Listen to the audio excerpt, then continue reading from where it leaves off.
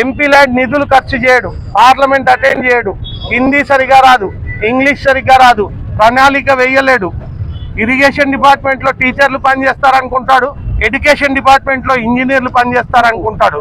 So ఇలాంటి వ్యక్తిని మళ్ళొకసారి తప్పు చేయకూడదు. మనము మీకు కాంగ్రెస్ పార్టీ అన్ని రీతిలా మీకు స్టేట్ గవర్నమెంట్ మేనిఫెస్టో కానీ నేషనల్ మేనిఫెస్టో కానీ పర్ఫెక్ట్ ఉంది. మీరు ప్రభాకర్ గారికి ఒక్క అవకాశం ఇస్తే పార్లమెంట్లో ఎంత అద్భుత పర్ఫార్మెన్స్ ఇచ్చారు మీకు తెలుసు.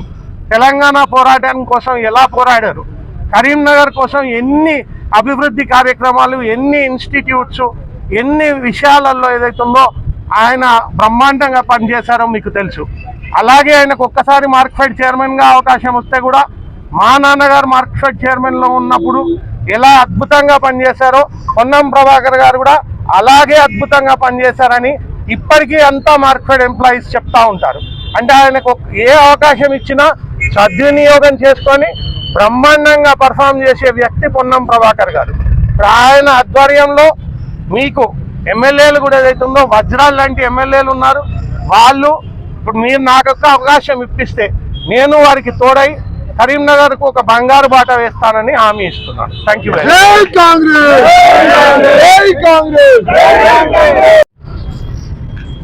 సబ్ స్టేషన్ దుర్షేడ్ కానీ, ఉజ్వల పార్క్ కానీ, ఎన్జిఓలకు ల్యాండ్ భవనం కానీ, ప్రెస్కు ల్యాండ్ భవనం కానీ, ఆటో నగర్ కానీ, లారీ అసోసియేషన్ కానీ ప్రతి ఒక్క పనిలో వారి హస్తం ఉండింది. నేను తప్పకుండా వారి ఆలోచనలకు అనుగుణంగా తప్పకుండా వారి శక్తి ఏ రకంగానైతే ప్రజలకు సేవ చేయాలని, కరీంనగర్ను అభివృద్ధి పరచాలని, కరీంనగర్కు ఏదో ఒకటి చాలా పెద్ద పని చేయాలన్న తాపత్రయంతో పనిచేసేవారో నేను అదే దిశగా ఖచ్చితంగా పనిచేస్తాను. నాకు కరీంనగర్ ప్రజలు ఒక్క అవకాశం ఇస్తే నేను తప్పకుండా కరీంనగర్ను బంగారు కరీంనగర్ చేసి చూపిస్తానని నేను ఘంటాపథంగా మీకు అందరికీ తెలియజెప్తున్నాను.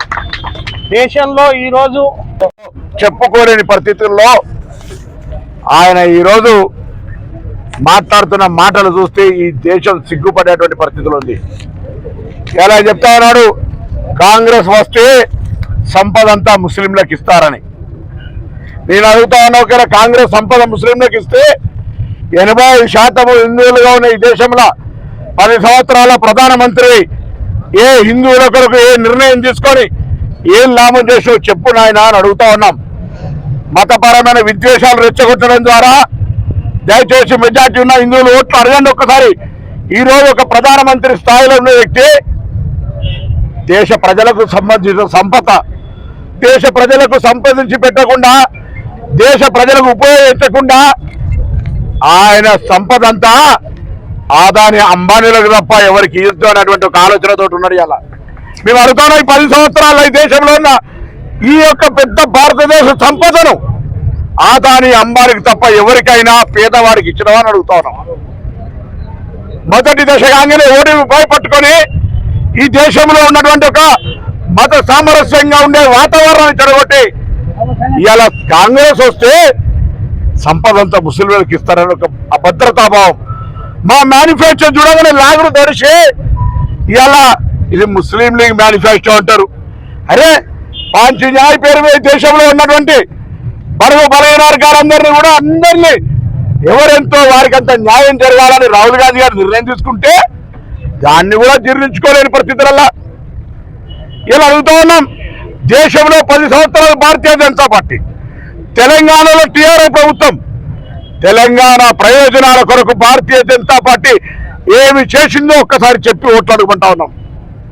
తెలంగాణ విభజనను వ్యతిరేకించి తెలంగాణ అమరవీరులను అవమానపరిచి దొంగ దారిలో తెచ్చుకున్నారు. తెలంగాణ దేశద్రోహుల కింద లెక్కబెట్టినటువంటి నరేంద్ర మోడీ బీజేపీ పార్టీకి ఈ తెలంగాణ రక్తమున ఏ బిడ్డను ఓటేయాలని అడుగుతాను. 10 సంవత్సరాల ఒక విభజన హామీ అమలు చేయలే. 7 మండలాలతో పాటుగా సీలేరు ప్రాజెక్టును ఆర్డినెన్స్ ద్వారా ఎత్తుకపోయిన మీరు తెలంగాణ ద్రోహులు. భాజపాను ఓడియమని సందర్భంగా కోరుతున్నాం. ఈరోజు 100 రూపాయలు పెట్రోల్ డీజిల్ దాటించిండ్రు. నిత్యావసర వస్తువులు 80 రూపాయలు, మంచినూనె 180 రూపాయలు దాటిన పరిస్థితిని, జిఎస్టీ పరిధి అటు నేతన్నలను జిఎస్టీ పరిధిలోకి తీసుకొని వచ్చి ఇటు రైతన్నలకు నల్ల చట్టాలు తీసుకొచ్చి దేశంలో ఈ పేద ప్రజలను నట్టేట ముంచినటువంటి భారతీయ జనతా పార్టీ ప్రభుత్వాన్ని ఈరోజు ఈ ఎన్నికల్లో గద్దె దించాలని చెప్పని కరీంనగర్ నియోజకవర్గ ప్రజలకు మేము విజ్ఞప్తి చేస్తూ ఇప్పటి వరకు పార్లమెంట్ సభ్యుడిగా ఉన్నటువంటి నాయకుడు ప్రసాద్ పథకం ద్వారా ఆ నియోజకవర్గంలో రాజన్ ఆలయానికి అంజన్ ఆలయానికి నిధులు తీసుకోవాల్సినటువంటి ఆవశ్యకత ఉన్నప్పటికీ పట్టించుకున్న పాపడ పోలేదు. ఇంతకుముందు మా పెద్దలు పొన్నం ప్రభాకర్ గారు కూడా మాట్లాడడం జరిగింది, మా అభ్యర్థి కూడా మాట్లాడడం జరిగింది. కాబట్టి కరీంనగర్ లోక్సభ పరిధిలో ఉన్నటువంటి ప్రజలందరూ కూడా ఈరోజు కాంగ్రెస్ పార్టీకి అవకాశం ఇవ్వాలని, రేవంత్ రెడ్డి గారు ముఖ్యమంత్రి అయిన తర్వాత అనేక ప్రజా సంక్షేమ కార్యక్రమం అమలు చేస్తూ ముందుకు పోతున్నాం, మిగతావి కూడా అమలు చేస్తాం. మీ ఆశీర్వాదం కాంగ్రెస్ పార్టీకి ఇవ్వాలి.